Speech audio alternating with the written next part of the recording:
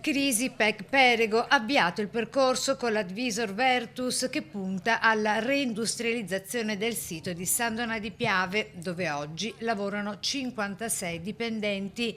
Al momento non c'è ancora una cifra certa su quanti posti verranno effettivamente salvaguardati. L'obiettivo dichiarato da istituzioni e parti sociali è però quello di tutelare il più possibile l'occupazione esistente, evitando una chiusura senza continuità produttiva.